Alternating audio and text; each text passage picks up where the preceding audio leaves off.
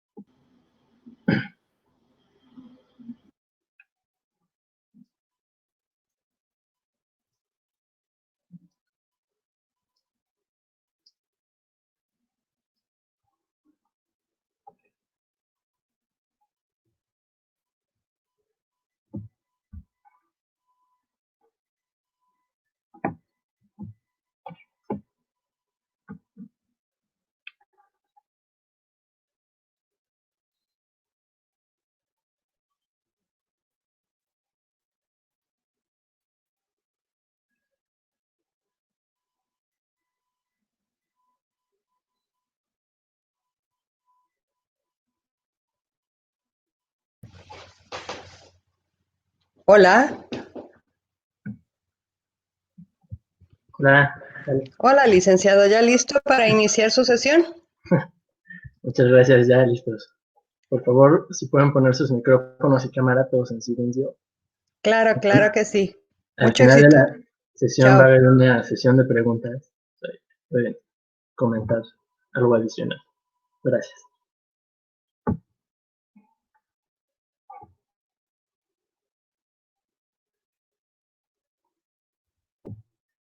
Bueno, pues ya vamos a empezar. Nuevamente, muchas gracias a todos por estar aquí conectados. Vamos a hablar sobre los mecanismos jurídicos que se otorgan al individuo para la protección del medio ambiente, una mirada a las diferentes posibilidades.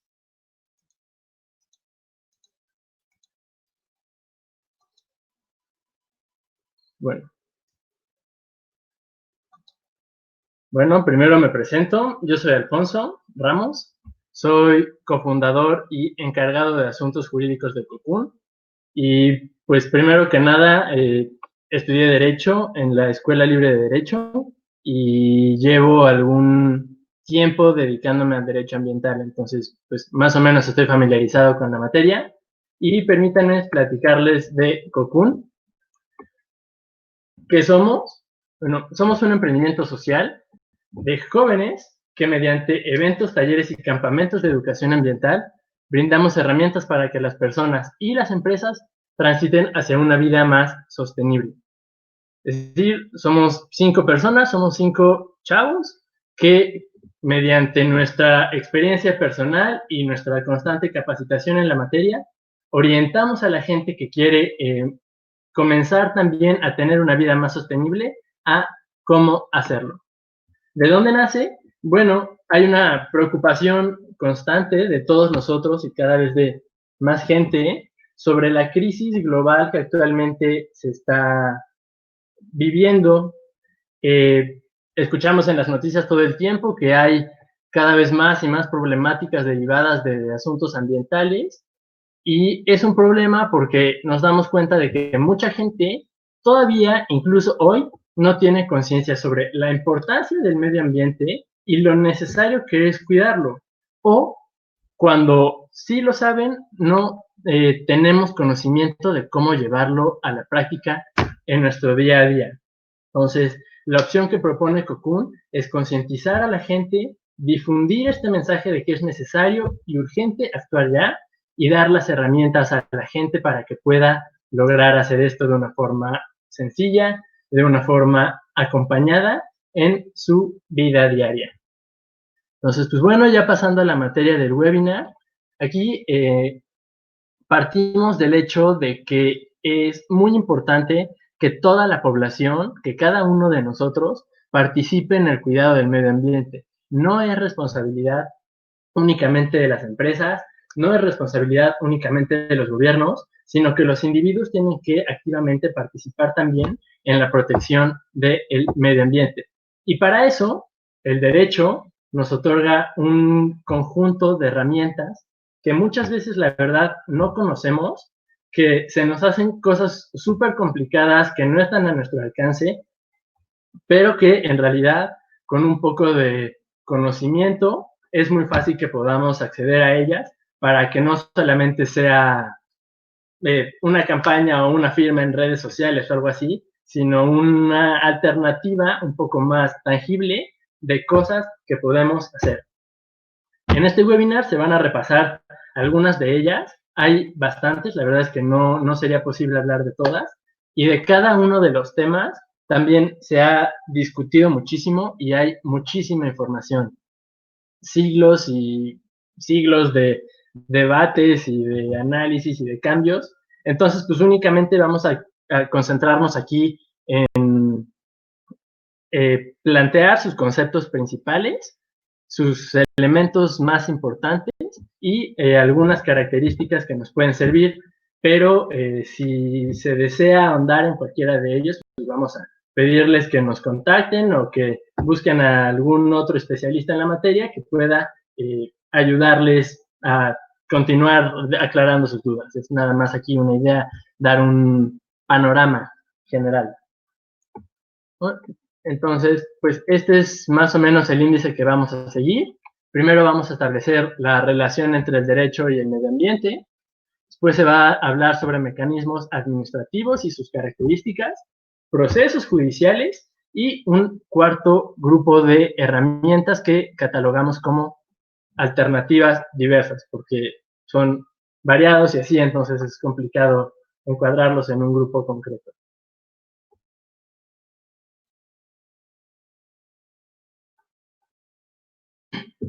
Aquí, comenzamos con la relación entre el medio ambiente y el sistema jurídico.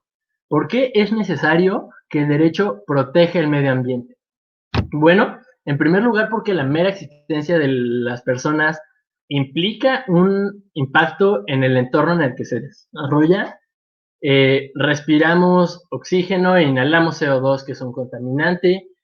Nuestras necesidades básicas implican consumir agua, consumir comida, construir una vivienda en un espacio y con recursos, y los bienes que utilizamos en nuestro día a día como sociedad, pues salen de los recursos naturales que se extraen de algún lado.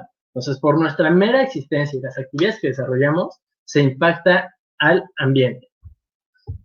Considerando también, obviamente, que el planeta es un lugar limitado, que ya se tiene clarísima conciencia desde hace mucho tiempo sobre la limitante física que representa y la cantidad de recursos que no es inagotable, y en un tercer elemento, una falta de conciencia histórica sobre la importancia del medio ambiente y de su preservación para la propia supervivencia del ser humano.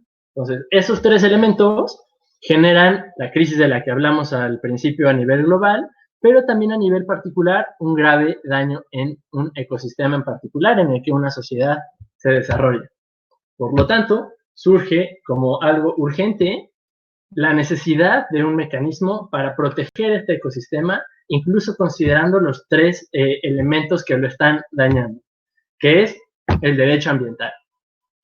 Hay una gran cantidad de acepciones de lo que es el derecho. Se ha discutido por milenios el concepto y las características en todas las civilizaciones, pero para efectos de esta plática nos vamos a quedar con que es el conjunto, un sistema racional de normas, es decir, reglas de conducta, que vamos a denominar leyes, la ley, que son obligatorias para todas las personas que se desarrollan en ese sistema y que son coercibles. Es decir, que pueden imponerse, por ejemplo, la fuerza pública para hacer que los individuos las cumplan, ¿no? Y continuando con esta definición, el derecho ambiental, pues es este conjunto de leyes de normas jurídicas de diferentes rangos y categorías que regulan la protección, la conservación y el uso de los elementos naturales, tanto bióticos como abióticos, que permiten que el ser humano se desarrolle y sobreviva, junto con otros organismos que también dependen de estos.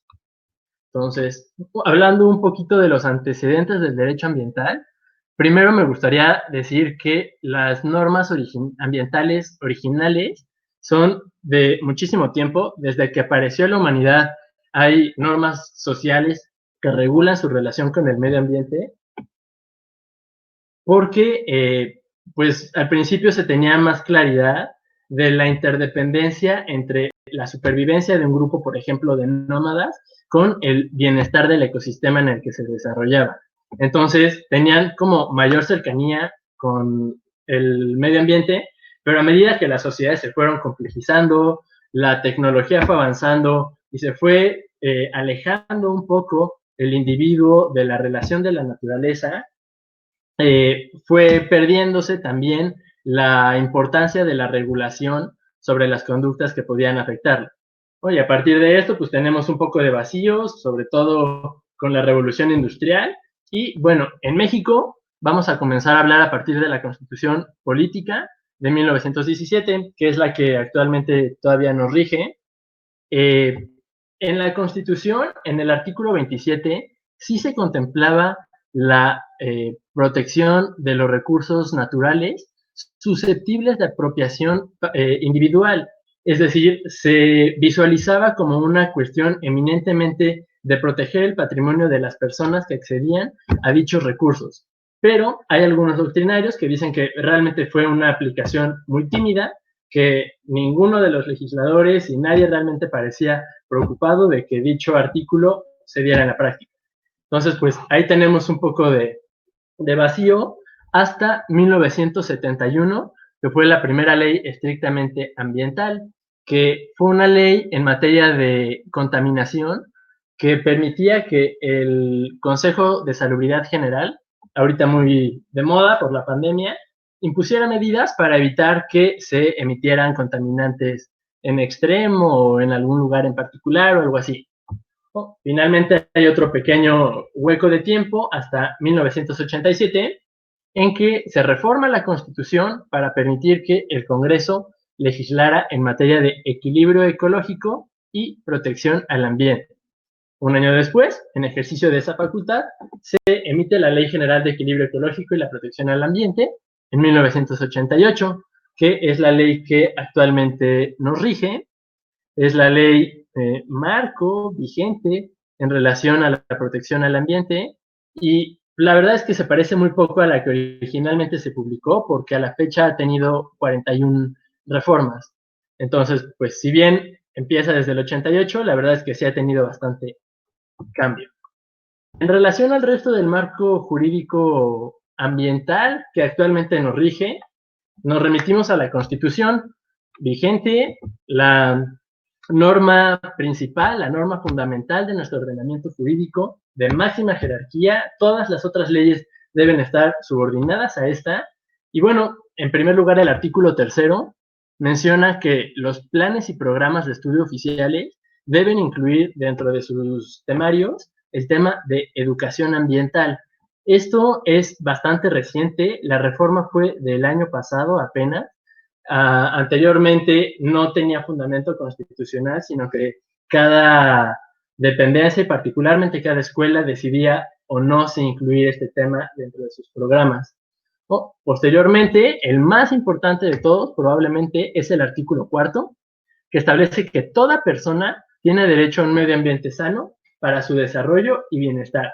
Es decir, es un derecho humano con protección constitucional que garantiza que todos los mexicanos y las personas que estén sujetas al orden jurídico mexicano van a gozar de este derecho, que tiene que proteger el Estado y que tiene que establecer los mecanismos para que pueda darse efectivamente una protección al medio ambiente. Posteriormente, los artículos 25 y 27 de la Constitución se refieren un poco más a las facultades que tiene el Estado para regular el medio ambiente. Dice que el desarrollo nacional que corresponde a la nación debe ser integral y sustentable. Es decir, que tiene que orientar toda su política y todas sus actividades para que el desarrollo se dé de una forma sustentable. Y bueno, a partir de la Constitución existen entre 10 y 15 leyes ambientales, depende del criterio un poco en el cual se cataloguen como tales, y que, por ejemplo, son la Ley General de Vida Silvestre para temas de biodiversidad, la Ley General de Desarrollo Forestal Sustentable, o, por ejemplo, la Ley General para Prevenir y Gestión Integral de Residuos, que habla de cómo se deben tratar este tipo de materiales, ¿no? Pero igual, pues, para ahondar en cada una de estas leyes, la verdad es que necesitaríamos mucho más tiempo, así que vamos a contemplar que a partir de esas 15 leyes surgen las diferentes alternativas que vamos a ir tratando, diferentes mecanismos que se otorgan al individuo para que colabore en la protección del ambiente. Comenzando con los mecanismos administrativos, que bueno, aquí en este cuadro se trata de explicar un poco, se resume. Un mecanismo administrativo es aquel que se desprende de un acto administrativo, que son aquellos entendidos en dos sentidos, formales y materiales. Un acto administrativo formal es aquel que emite el Poder Ejecutivo Federal, en estricto sentido el presidente de la República y la Administración Pública Federal, que depende de él, que son las Secretarías de Estado, como la Secretaría de Energía, la Secretaría de Medio Ambiente, y los órganos desconcentrados y los organismos descentralizados, que son pues diferentes entidades del gobierno que tienen una cantidad de funciones pues bastante amplia para llevar a cabo la administración pública. En un sentido material, los actos administrativos son aquellos que se refieren a un individuo en particular respecto a una situación concreta en tiempo y en espacio, es decir, en oposición a las leyes que son de aplicación general para todo el tiempo y todos los supuestos que actualicen. Los actos administrativos materiales son respecto de sujetos específicos y actos concretos. Ejemplos de actos administrativos son, por ejemplo, el nombramiento de funcionarios, los trámites que se llevan a cabo por las diferentes entidades y podría ser también, por ejemplo, una autorización o negativa de obtener algún permiso. Las actuaciones que realicen los particulares ante la Administración Pública Federal generalmente provocan que ésta realice actos administrativos. Y bueno, los actos administrativos, para surtir efectos, para que sean válidos, tienen que cumplir con determinados requisitos. Estos requisitos, son resumidos en un principio de legalidad, que se refiere a que las autoridades únicamente pueden hacer aquello para lo que están facultadas. En sus diferentes leyes se regulan determinadas atribuciones y facultades y su actuación tiene que limitarse a esas. Un principio de materialidad, se llama en la doctrina, que se refiere a que toda la actuación de las autoridades tiene que quedar por escrito, delimitada en un documento oficial que generalmente puede consultar la gente. Y otro tipo de formalidades, como son el hecho de que estén fundamentados y motivados, es decir, que expresen las razones que llevaron a la autoridad a emitir ese acto y los fundamentos legales en los cuales se está construyendo el acto. Y otro tipo de formalidades es, por ejemplo, que esté firmado por la autoridad que emite el acto, la autoridad competente que emite el acto. Si no se cumple con estos requisitos, el acto en cuestión puede ser anulado. Es decir, que no surta los efectos de la forma en la que se emitió y que probablemente sea modificado. Específicamente en materia ambiental, se contempla un recurso de revisión, que es cuando las autoridades ambientales no cumplen con los requisitos de sus actuaciones, por ejemplo, para autorizarnos a talar un árbol o, bueno, en sentido contrario, cuando no cumplen los requisitos legales y formales para que su acto sea válido, se puede acudir ante la misma autoridad para que revise su actuación. Esta decide si lo admite o no y se lo manda a su superior jerárquico para que confirme modifique o anule los actos, las consecuencias y los efectos que dicho acto administrativo tiene para el sujeto que promovió el recurso de revisión. Un acto, un procedimiento administrativo muy común, a mí es de los que más me gustan, es de los más sencillos y pues probablemente fáciles de dar seguimiento y que tiene menos riesgos, son las denuncias ambientales. Es un procedimiento específicamente de esta materia, no estoy seguro si haya este tipo de denuncias o alguno parecido en otro tipo de materias, que son básicamente hacer de conocimiento de la Procuraduría Federal de Protección al Ambiente, conocida como Profepa, todo hecho, acto u omisión que produzca o pueda producir desequilibrio ecológico y daños al ambiente o a los recursos naturales.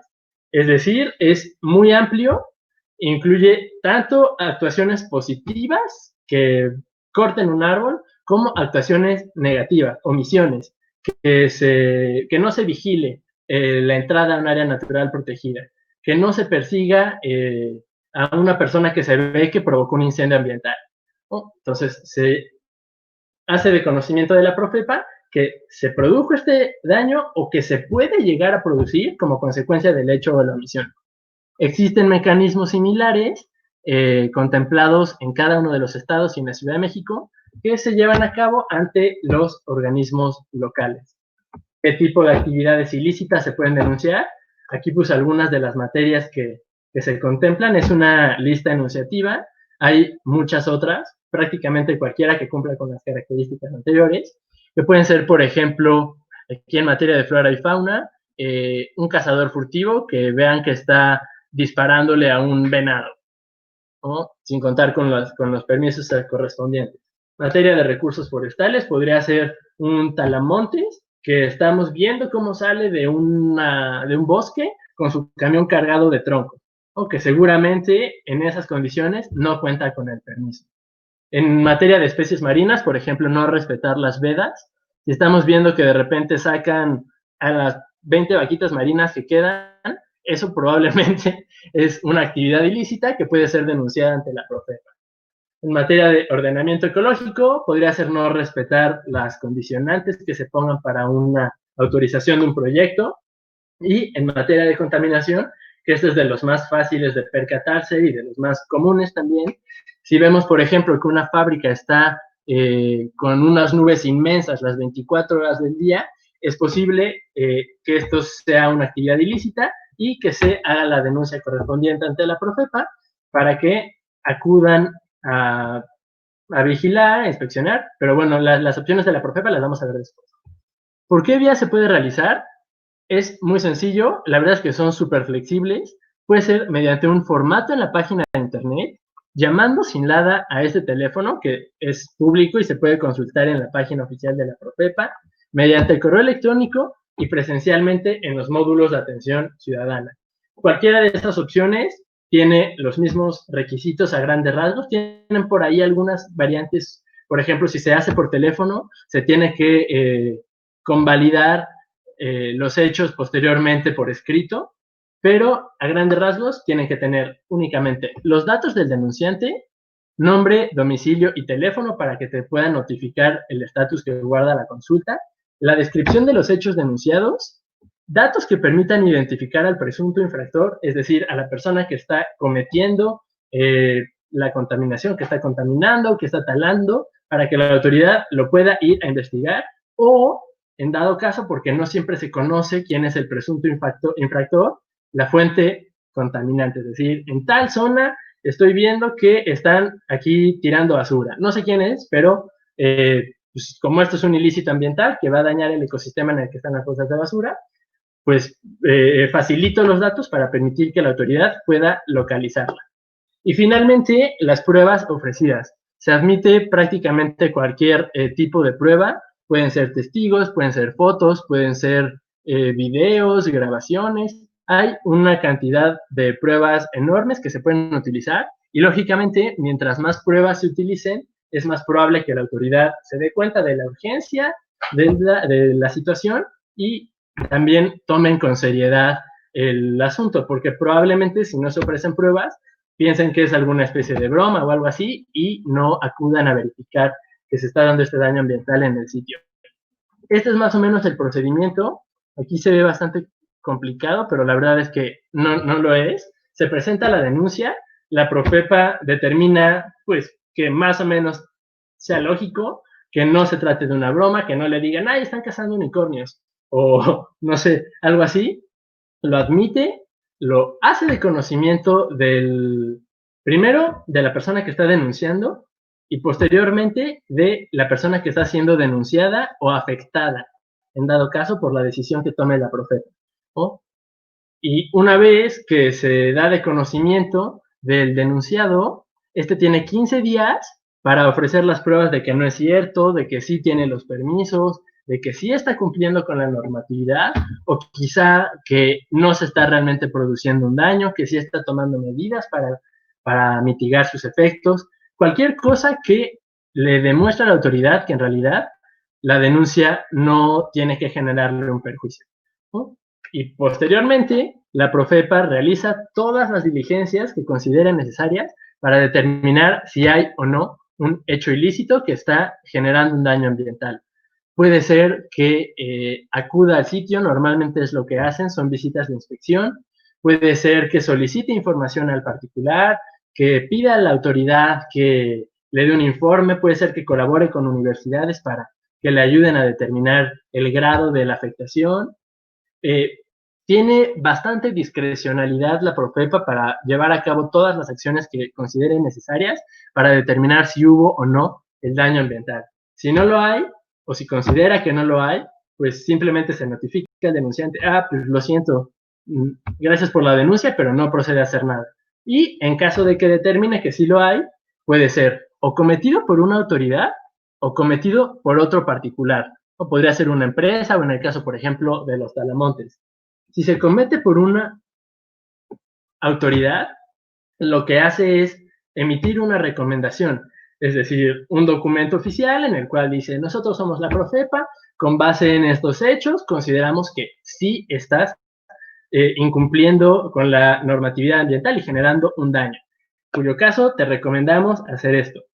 Tomar los controles, despedir a tal persona que pues, es con conflicto de intereses, por ejemplo, y el problema es que estas recomendaciones, como el nombre lo indica, no son vinculatorias. Es decir, que la autoridad a la que se está refiriendo puede simplemente decir, sí, gracias, guárdalo en el cajón, seguir haciendo lo que estaba haciendo y nunca más preocuparse por el problema.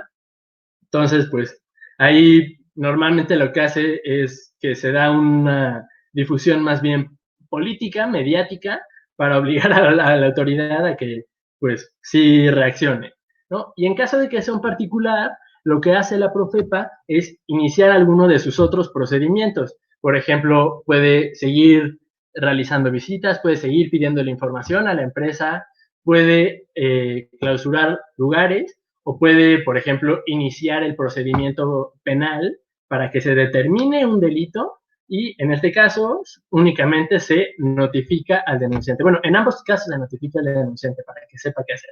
Se contempla por ahí un supuesto en el que se permite la conciliación, es decir, que las partes involucradas en conjunto con la Profepa acuerden obligarse a determinadas circunstancias para disminuir el daño ambiental.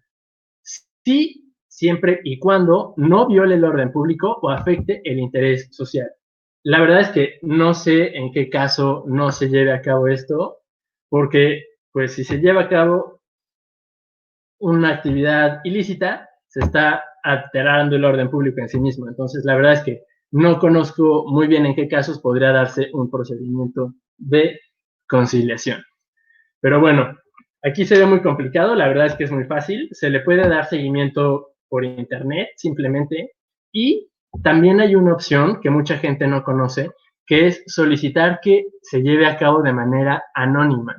Es decir, que, por ejemplo, si quieres evitar que tomen represalias o hay un tema que está también medio de moda, que es la persecución a los defensores ambientales y asesinatos en todo el mundo a la gente que se manifiesta abiertamente como opositor a proyectos de grandes empresas o algo así. Entonces se permite que se lleven a cabo de manera anónima, protegiendo en todo momento la identidad del denunciante.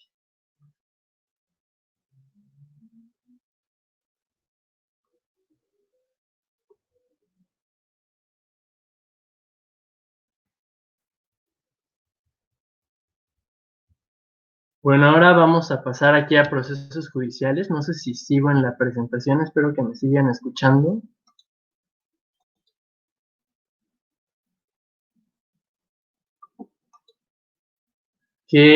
Bueno, va, entonces sigo compartiéndoles la presentación.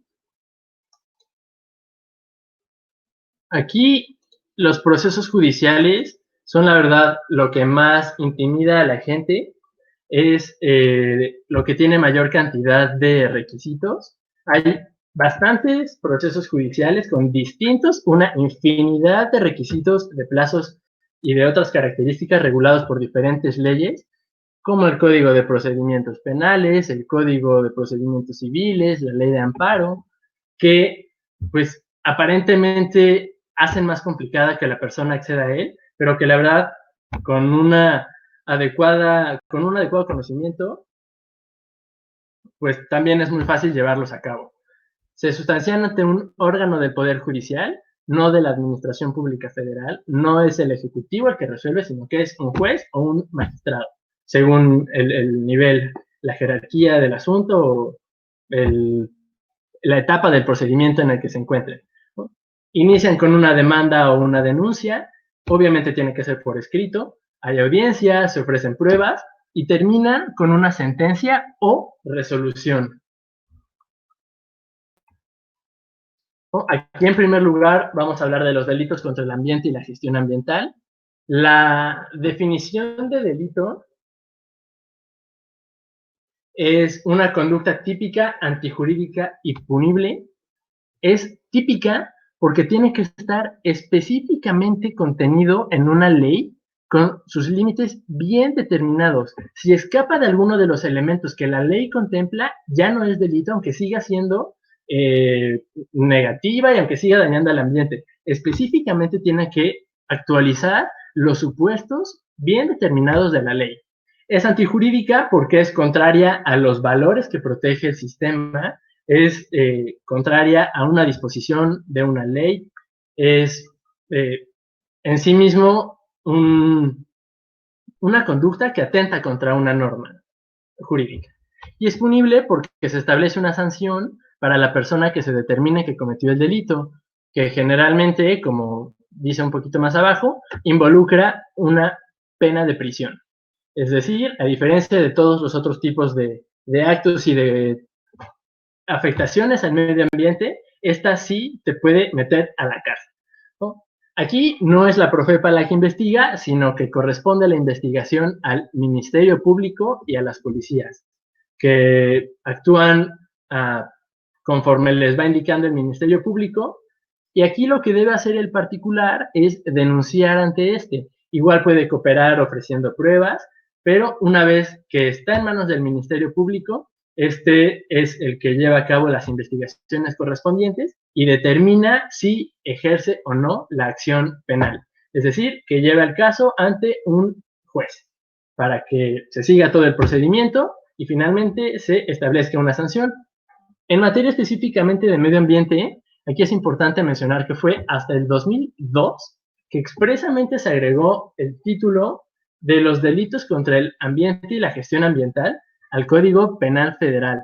Es decir, por allá había algunos delitos regados en diferentes leyes, pero no fue sino hasta el 2002 que específicamente en el Código Penal Federal se agregó un capítulo al respecto, ¿no? Que contempla cerca de 15 conductas tipificadas como delitos que llegan a ser castigadas casi todas con hasta 9 años de prisión, más una importante sanción económica. Y bueno, aquí puse algunos ejemplos, la verdad es que son muy amplios y muy específicos. Casi todos tienen agravantes, que son situaciones que incrementan la pena. Por ejemplo, que estos delitos sean cometidos en un área natural protegida o que estos delitos se lleven a cabo por personas que deben proteger el medio ambiente y, bueno, eso aumenta años de prisión y sanción económica. Aquí algunos tipos de delitos que puse es emitir a la atmósfera contaminantes provenientes de fuentes fijas, como una empresa, obviamente descargas de aguas residuales a suelos o ríos. Y, por ejemplo, aquí está el caso, hubo hace poco, bueno, no tampoco, como 5 años, la empresa Grupo México, que derramó no sé cuántos miles de litros de metales tóxicos al río Sonora y que se iniciaron procedimientos penales que finalmente no acabaron en nada, pero sí se comenzó a llevarlos a cabo, ¿no? Por contaminar el río. Tráfico de recursos forestales o flora y fauna.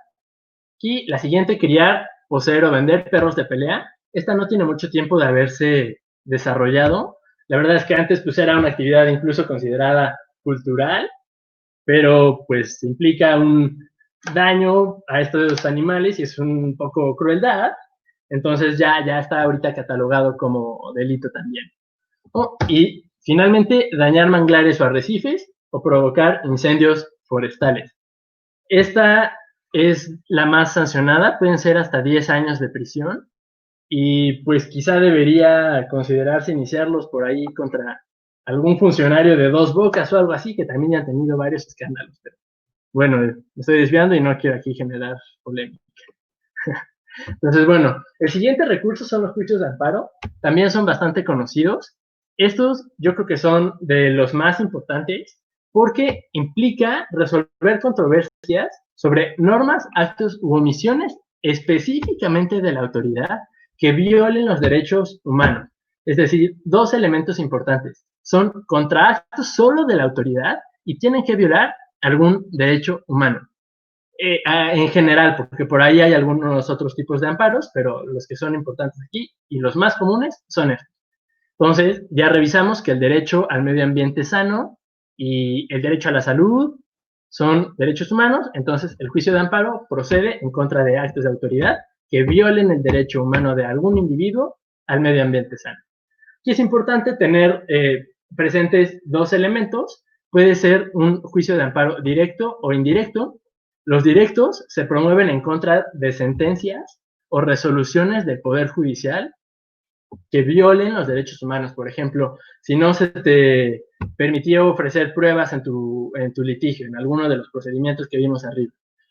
En ese caso es un juicio directo o indirecto que aplica contra actos de otro tipo de autoridades que violan de manera irreparable el derecho humano. Por ejemplo, que se te niegue un permiso sin fundártelo y motivártelo y pierdas todos los recursos de revisión y administrativos. En ese caso, como es una resolución de una autoridad administrativa, la emisión de un reglamento, en ese caso procede un juicio de amparo indirecto. Y aquí otro tema importante que es súper discutido, hay mucha doctrina al respecto, es el tema del interés. Para poder promover un juicio de amparo no lo puede hacer cualquier persona, sino que respecto a la situación en concreto, tiene que tener un interés, ya sea este jurídico o legítimo. El jurídico es cuando la afectación se da directamente sobre un derecho subjetivo del cual el individuo sea titular. Por ejemplo, aquí si autorizan a construir una plaza comercial enfrente de mi casa y la plaza está sacando su basura a mi calle, está contaminando un buen la zona, está talando los árboles de, no sé, de la banqueta en la que está construida mi casa, ahí sí hay una afectación directa al particular que es como súper tangible y súper evidente, ¿no?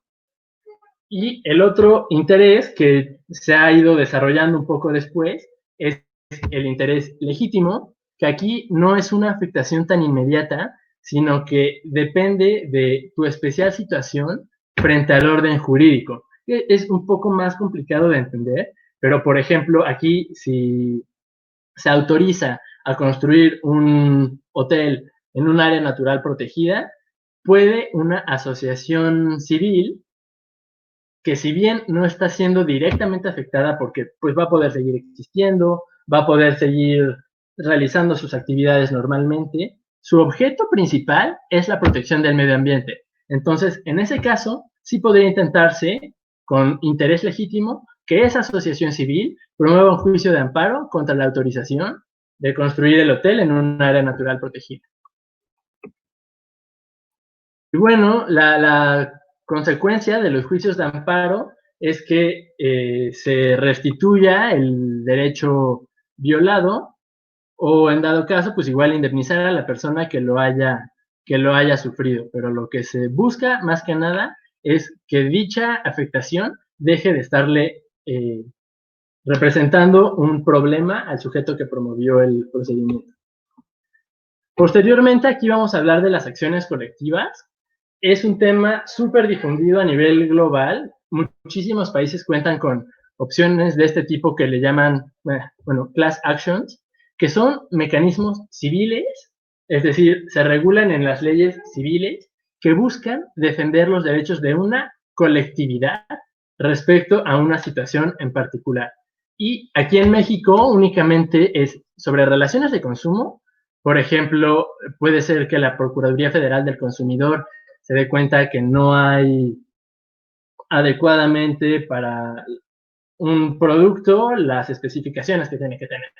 O en materia de medio ambiente, que es lo que ahorita nos ocupa, que por ejemplo una comunidad indígena que no tiene personalidad jurídica, sino que son todos los individuos que componen esa colectividad, ese grupo, esa comunidad, que tienen derecho, por ejemplo, a que se respeten sus espacios sagrados, ¿no? Podría ser una cascada que adoren porque es la madre tierra o algo así, y en caso de que se vulneren, que se dañe, que llegue alguien a poner ahí una presa o a contaminar ese lugar sagrado para los indígenas, estos tengan un mecanismo para que entre todos como colectividad defiendan ese derecho.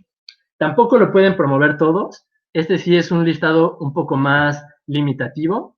Puede ser únicamente la Profepa, un representante de ese grupo, es decir, podría ser el líder de los tarahumaras, el que acuda a promover la acción colectiva. Una asociación civil que tenga específicamente en su objeto social la protección de ese derecho y que esté actuando en representación del grupo, o el fiscal general de la República, que la verdad es que no sé qué tan metido esté el fiscal general de la República en este tipo de acciones. No tengo conocimiento de algún caso real en el que haya salido el fiscal a defender los derechos de una colectividad, pero bueno. Y finalmente lo que se busca es que el condenado, que en este caso sí puede ser un particular, a diferencia del juicio de amparo, repare el daño o en dado caso lleve a cabo un cumplimiento sustituto. Es decir, por ejemplo, si una empresa está utilizando fertilizantes para sus productos y estos fertilizantes dañan la tierra de la comunidad indígena o dañan sus ecosistemas sagrados, ese representante de la comunidad indígena puede promover el juicio de acción colectiva y establecer algún mecanismo una vez que se decrete que es culpable la empresa para que se corrija el daño. Es decir, podrían utilizarse fertilizantes que no maltraten los cultivos indígenas o podría de alguna forma que los cultivos que ya se contaminaron sean reparados o algo así, o en dado caso un cumplimiento sustituto, que esto a veces es problemático porque se utiliza para comprar a las colectividades, es decir, como bueno, dejas de hacerla de todos si te pagamos tanto dinero, ¿no? Que ahí no se repara propiamente el ambiente, sino que únicamente, pues, digamos que se indemniza al grupo que sufrió la afectación en su derecho, ¿no? Y finalmente, aquí el tema de los juicios de responsabilidad ambiental es bastante novedoso a nivel global incluso. En México, que fue de los pioneros, desde el 2013 hay una ley específica sobre responsabilidad ambiental, que aquí el tema más importante es que es independiente de otro tipo de responsabilidades, es decir, puede ser que haya responsabilidad penal contra un sujeto, puede ser que haya responsabilidad administrativa contra a una autoridad o civil contra una empresa que me dañó mi patrimonio y aparte responsabilidad ambiental. Es decir, que reconoce la importancia del ecosistema en sí mismo, más allá de que haya una afectación a un individuo. Y lo que busca es que se repare ese daño en el ecosistema, es decir, por ejemplo, que regrese a las condiciones que tenía hasta antes de producirse. O en dado caso de que no sea posible, una compensación ambiental, pero no en el sentido de una indemnización económica, sino buscar alternativas para que ese daño que se generó al ambiente sea una ventaja equivalente para el ambiente en otro sentido. Es decir, con un enfoque completamente hacia la protección del ecosistema. Aquí, uno de los primeros casos que hubo, pues es bastante reciente, se resolvió en 2017, que fue sobre una inmobiliaria que sin tener los permisos necesarios y sin tener ningún plan de mitigación empezó a talar árboles para construir ahí casas. Entonces llegó la Profepa y aparte de iniciar los procedimientos penales y de imponer sanciones administrativas, inició ante los tribunales correspondientes un juicio de responsabilidad ambiental, que finalmente lograron ganar porque la verdad es que era muy evidente que la empresa estaba haciendo lo que se le pegaba la gana sin ningún cuidado y no tenían aparte un plan para recolocar a las especies que estaban sacando de esos terrenos, sino que simplemente como los mataban y ya. Entonces, pues aquí sí los condenaron y como ya habían sido los bosques y las empresas y los árboles, perdón, talados, eh, no era posible regresarlo a su estado original, pero se condenó a la empresa a invertir 3 millones de pesos en reforestaciones en áreas cercanas. Se condenó igual a 3 millones de pesos para reparar las condiciones de un río contaminado que había por ahí y a invertir igual cantidades millonarias en un programa de auditoría para todos sus procesos en materia ambiental. Es decir, que a partir de ese momento en adelante, todas las actuaciones de esa empresa tenían que estar sujetas a este protocolo. Y se fijó una fianza para garantizar que se iba a cumplir. Entonces, pues a la fecha la verdad es que sí ha ido progresando el asunto, a la empresa le dolió la sanción, entonces pues sí se empezó a preocupar más por este tipo de cosas y se llevaron a cabo las reforestaciones correspondientes que mitigaban un poquito el daño que se había causado antes. Bueno, por último, aquí alternativas diversas son diferentes herramientas que se nos ocurrieron que no son propiamente agrupables en alguno de los otros tipos, cada una tiene sus características diferentes, pero pues bueno, en primer lugar, las solicitudes de información consideramos que es fundamental para poder defender pues, no solo el medio ambiente, sino cualquier situación, tener conocimientos sobre los hechos que se están llevando a cabo y que le pueden afectar. En materia específicamente ambiental, se contempla por la LEGEPA expresamente que hay un derecho a contar con la información ambiental que debe ser confiable y suficiente respecto a todas las actuaciones que se lleven sobre agua, aire, suelo, flora, fauna y demás recursos naturales. Es decir, si el gobierno está pensando en un plan de infraestructura para un río, tiene que hacer pública la información. Tiene que garantizar que la gente, sobre todo la gente que se ve afectada por los proyectos, sepa las consecuencias, los alcances, las características que va a tener sobre dicha área o dichos recursos naturales. Y en caso de que no lo hagan, se contempla un mecanismo de solicitud de información ante las autoridades ambientales. Es decir, yo presento mi escrito, si tuve conocimiento con base en esto de que se está llevando a cabo o planea hacer un proyecto. Quisiera saber específicamente estos temas. ¿Cuánta agua va a necesitar? ¿Qué área se va a talar? ¿Qué medidas de mitigación se van a implementar? Y la autoridad está obligada a responder. Tienen, me parece que 10 días para responder. En caso de que no lo hagan, se puede utilizar alguno de los mecanismos o administrativos o judiciales que ya se revisaron y no me contestaron mi consulta que tenía derecho a que me respondieran, ¿no? Y se acude ante el superior jerárquico o en dado caso ante los tribunales para que determine si efectivamente tienes o no derecho a que eso ocurra. Y otra alternativa es una consulta ante la Plataforma Nacional de Transparencia. Este tema no tiene mucho tiempo. Es una herramienta, una página de internet que sacó el INAI hace algunos años, en la cual es muy fácil, creo que solamente tienes que poner tu correo electrónico y una contraseña o algo así, hacer consultas a cualquier dependencia gubernamental, incluidos el poder legislativo y el poder judicial. Es decir, este no es limitativo de las autoridades administrativas ambientales, sino que puede ser ante cualquiera. Pero, por supuesto que incluye a las anteriores y puedes darle seguimiento por internet, que también el tiempo para que te respondan es como de un mes, y ahí está padre porque puedes ver el estatus que va teniendo tu consulta. Entonces, pues consideramos que tener la información completa es fundamental para cualquiera de las herramientas de defensa del medio ambiente e incluso para conocer simplemente pues el estado que se guarda.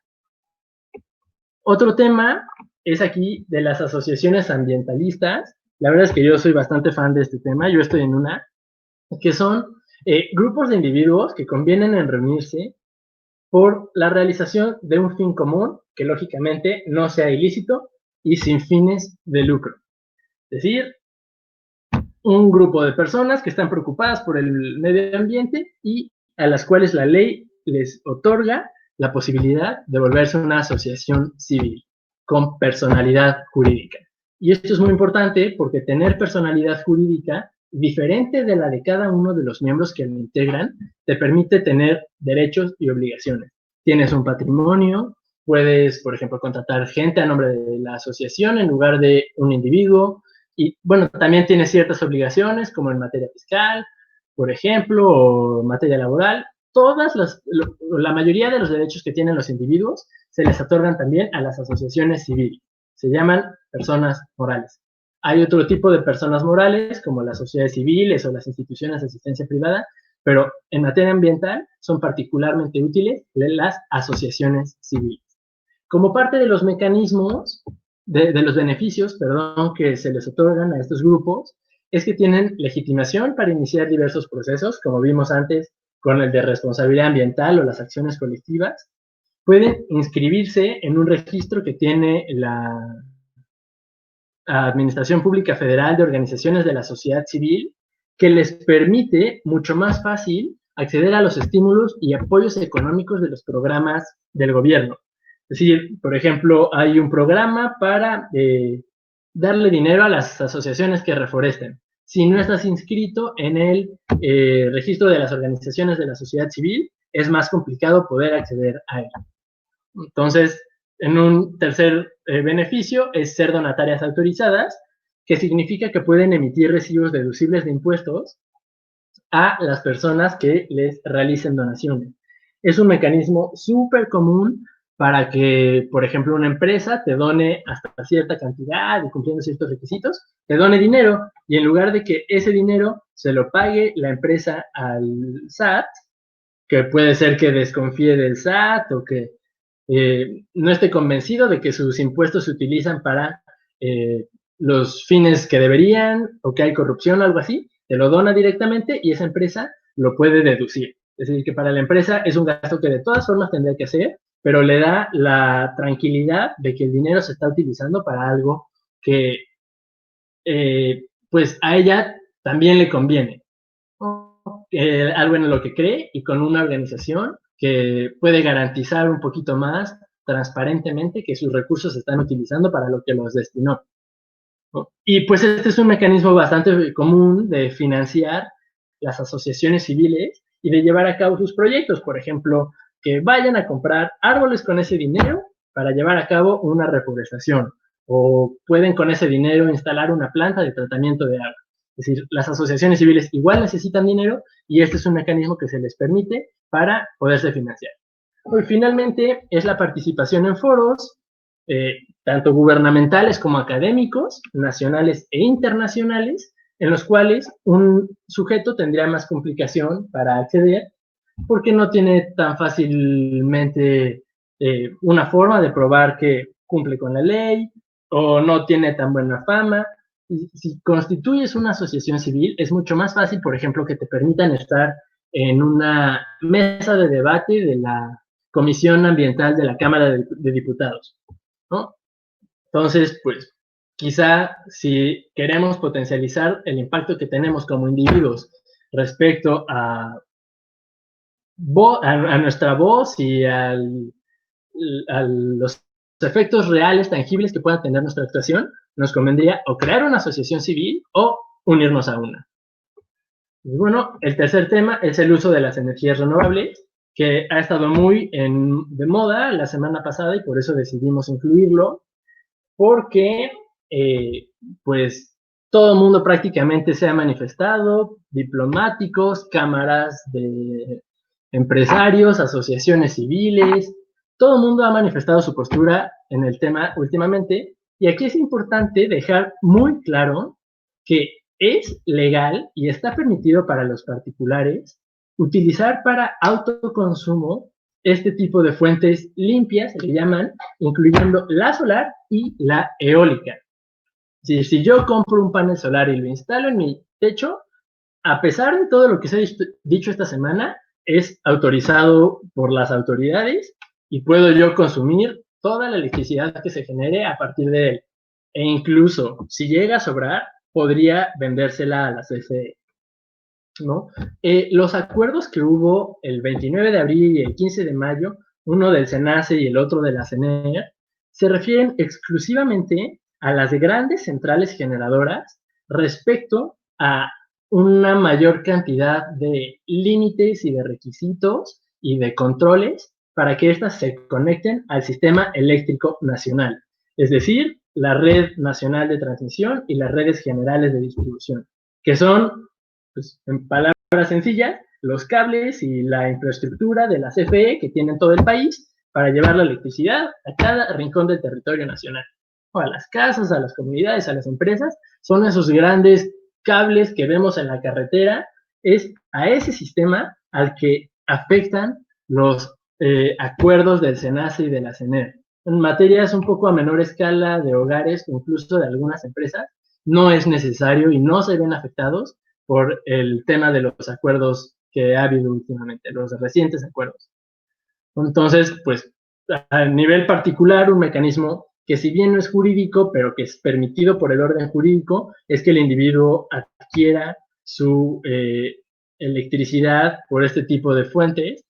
Me parece que las más fáciles es la de los paneles solares, que si bien representa una inversión importante inicial, hay varios estudios de cómo a mediano y largo plazo recuperan todo lo que gastaron porque dejan de pagarle a la CFE e incluso representan un ahorro, ¿no? Porque hay ya tecnologías cuyos sistemas de mantenimiento son muy sencillos y muy baratos y que, bueno, finalmente pues ayudan a dejar de producir electricidad a partir de la quema, por ejemplo, de combustóleo o de otros combustibles fósiles. Entonces, pues igual es una opción que los particulares que tengan la posibilidad económica, pues sí lo deben considerar seriamente, ¿no?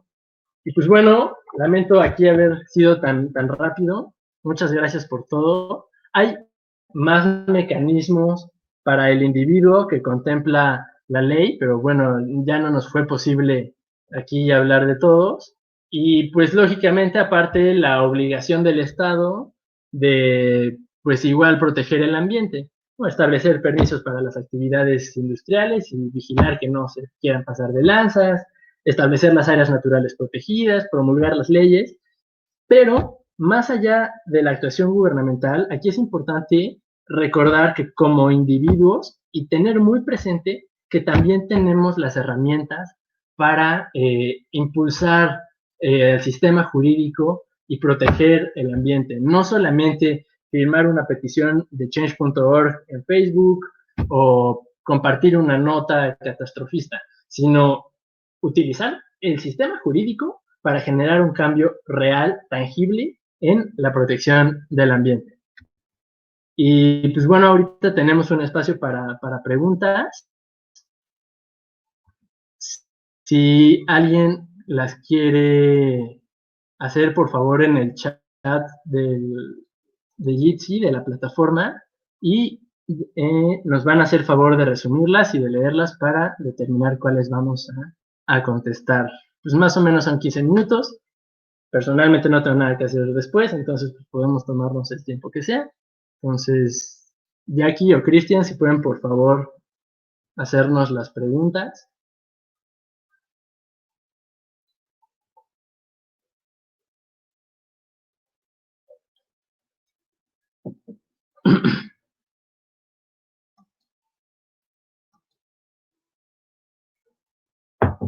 Hola, hola. Pregunta Erika. ¿Cómo afecta el ecoturismo en el medio ambiente? ¿Está regulado? A mí me sensibilizó visitar un santuario de mariposas monarcas y ver cómo algunas estaban pisoteadas por los humanos. Sí, bueno, no está regulado específicamente, no hay una ley especial que hable sobre el ecoturismo, pero las empresas que los llevan a cabo y todos los grupos que los llevan a cabo, pues deben cumplir con la legislación en general. Mucho de este ecoturismo se realiza en áreas naturales protegidas. Me veo borrosa, no sé si me estén viendo bien o escuchando bien. Bueno, voy a quitarla Se te aquí. escucha bien. Bueno, gracias. Entonces, el ecoturismo que se lleva a cabo en áreas naturales protegidas sí debe, por ejemplo, tener un plan de administración del área natural protegida y vigilar que no se dañe el ambiente, que, no sé, por ejemplo, no se extraigan de estos santuarios de mariposas los restos de las mariposas o peor, ejemplares vivos. Y al llevarse dentro de un área natural protegida, es más fácil que los administradores de dicho lugar lleven a cabo una vigilancia adecuada.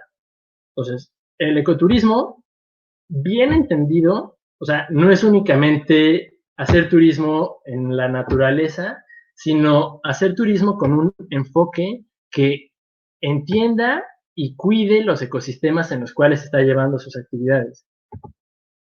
Es una opción súper positiva porque permite a la gente tener contacto con la naturaleza y salir de su rutina de ruido y de humo de la ciudad. Entonces, pues el ecoturismo, bien vigilado y bien conceptualizado, es una opción muy positiva para el cuidado de los ecosistemas. Pregunta Iván Mendoza. Sabemos que la corrupción es un tema que en la historia de México ha sido la gente y hoy más que nunca. Escuchamos a diario en las mañanas de AMLO, los procesos jurídicos en materia de medio ambiente realmente son eficaces y se logra realmente el fin último de estos. Es una pregunta compleja. La verdad es que sobre todo en esta administración no ha sido un tema prioritario el medio ambiente. Se redujo el presupuesto para la Semarnat 30% de 2018 a 2019 y otro 10% de 2019 a 2018. Escuchamos de los proyectos insignia como el Tren Maya, Dos Bocas, el aeropuerto, todos con consecuencias ambientales nefastas. Entonces, pues la verdad es que si me preguntan si los procedimientos son eficientes, son eficaces, la verdad es que es complicado, es relativo, ha ido desarrollándose la cultura y ha habido avances, se han ganado batallas, pero es una cosa de que se esté impulsando constantemente, que se le exija al gobierno, que se le exija a las empresas, y pues si ahorita todavía existen los mecanismos jurídicos para hacerlo, la verdad es que es responsabilidad de nosotros fomentar que se lleven a cabo, que se les dé seriedad, que las autoridades lo cumplan, exigir que sus obligaciones sean realmente cumplidas y denunciar los actos ilegales que vemos que afectan el ambiente. Pregunta de Paola Ivanova. ¿Qué opina respecto al reconocimiento constitucional de la naturaleza como sujeto de derechos que se está planeando en varios países? Planteando. ¿Sabe si en México es un tema que se esté discutiendo? Muchas gracias. Bueno, la verdad es que también es un tema súper interesante. Muchos de los doctrinarios e incluso algunos abogados aquí presentes consideran que es un error desde la técnica jurídica otorgarle derechos a elementos naturales, sobre todo que no tienen voluntad, porque no pueden ser no pueden cumplir a sí mismo con una obligación. Entonces, si bien hay algunos países, por ejemplo, la India hace como un año reconoció que un río era sujeto de derechos y obligaciones, la verdad es que todavía tiene mucho que discutirse. No es algo que esté, o que yo sepa que esté en la agenda legislativa. No he escuchado de algún grupo en particular que esté planteando esta opción.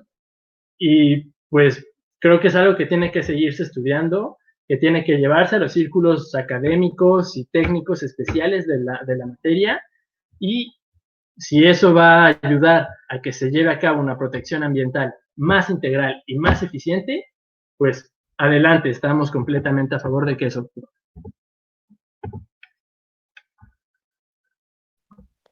Te van a hacer una pregunta por audio, Alfonso. Ok. Sí, gracias. Felicidades primero por la exposición. Me llamo Jorge.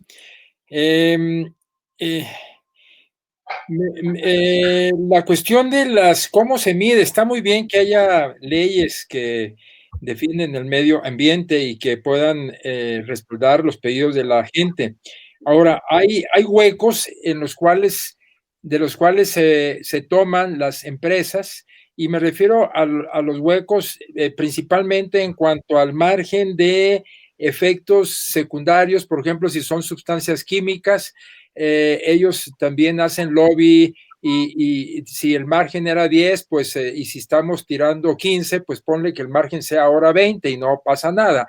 Entonces, en muchos países se mueven en ese sentido. Y específicamente quiero saber si en otros países ya se está protestando contra las antenas 5G. Si hay algo aquí, alguien del público o tú mismo, y que pueda saber un caminito, porque de repente las vamos a tener aquí encima con todo lo que hay de perjuicio, que ya hay muchas investigaciones sobre ese tema. Si cabría esto, en fin, eso. Sobre cómo medir, cómo sé si un alimento que consumo está pasado de sustancias químicas, incluso lo que compramos en el mercado, eso de la radiación, que es algo nuevo, que no sabemos todavía cómo medir, cómo recaudar esta información que ya hay en otros países, en fin, eso. Gracias. Bueno, son muchos temas, los traté de aquí de anotar. Primero, sobre los huecos legales, la verdad es que sí. O sea, es imposible que en una ley que, pues como quiera, está escrita y no se puede cambiar todos los días, se consideren todos y cada uno de los supuestos que pueden ocurrir en la realidad, ¿no? Y en la medida en la que en la ley no esté reconocido el procedimiento, el suceso fáctico, pues no es posible que lo regulen, ¿no? Hay opciones como darle discrecionalidad a las autoridades para que cumplan con sus parámetros generales. Entonces, por ejemplo, si no hay un supuesto contemplado en la ley, pero se permite que la autoridad revise, pues ahí podría comenzar a determinar que sí hay una afectación al ambiente, aunque el supuesto específico no esté autorizado en la ley.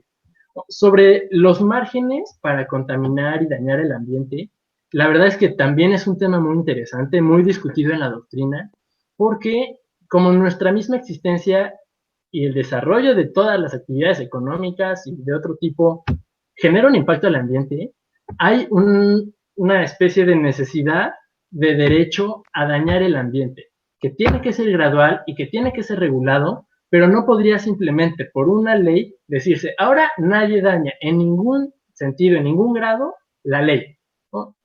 Entonces, hay una especie de derecho al daño del medio ambiente, que por supuesto, mientras más limitado sea, es mejor, pero que tiene que irse determinando técnicamente en qué medida se va a aplicar. Por ejemplo, cuántas partículas de contaminantes puede emitir una fábrica, de qué tamaño, o qué porcentaje de un bosque que sea con una explotación sustentable, es decir, que se talen solo ciertos árboles para permitir que se regenere todo el sistema y así, cuántos árboles se va a permitir talar, ¿no? Claro que hay huecos y esos huecos es necesario que técnicamente se vayan cerrando de forma tal que haya un daño al ambiente, pero que esté controlado y que se vaya compensando con otro tipo de acciones y reduciendo las consecuencias negativas.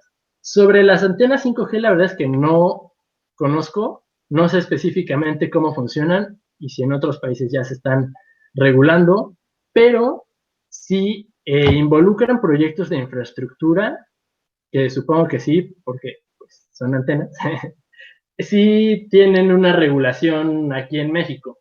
O, por ejemplo, todos los proyectos de infraestructura necesitan presentar una manifestación de impacto ambiental en el cual se desglose muy detalladamente cuáles son los efectos esperados para un determinado ecosistema en el que se va a instalar. Entonces, si este tipo de tecnologías requieren infraestructura, van a tener que cumplir también con una manifestación de impacto ambiental que es estudiada y es autorizada, en dado caso, o condicionada por la autoridad competente.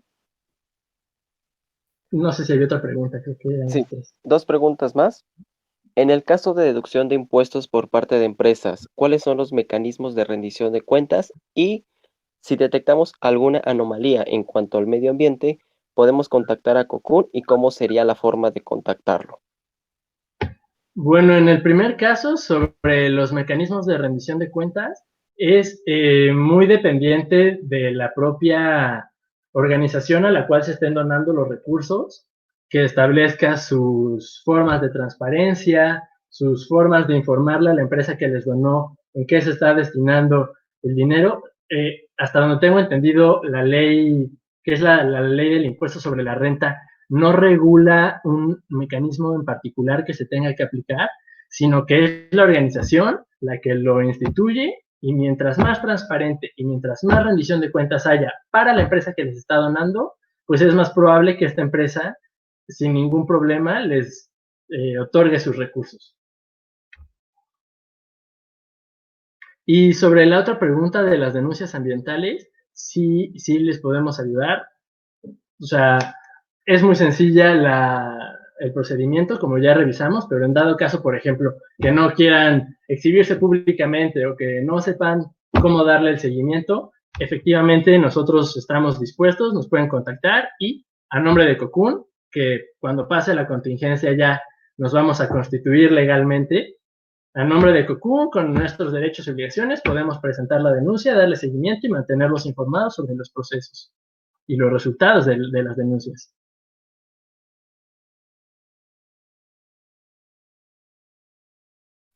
Son todas las preguntas, Alfonso.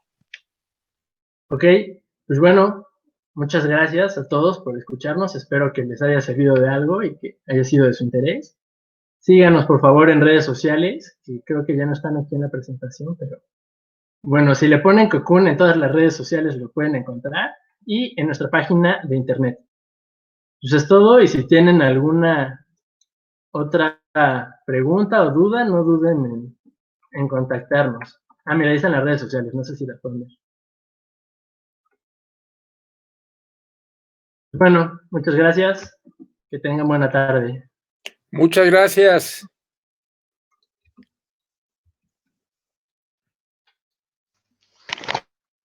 Muchas gracias y felicidades. Muchas gracias. Muchas gracias a todos por su tiempo.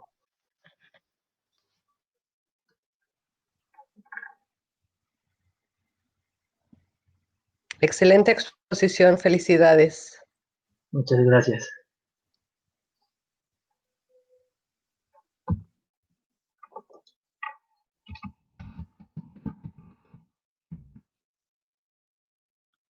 Excelente manejo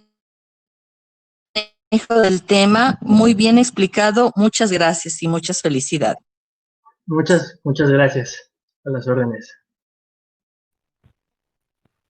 Muchas felicidades por la tan buena labor que se está realizando en un momento crucial para poder detener el deterioro ambiental. Te felicito por esa entrega a tu convicción. Muchas gracias.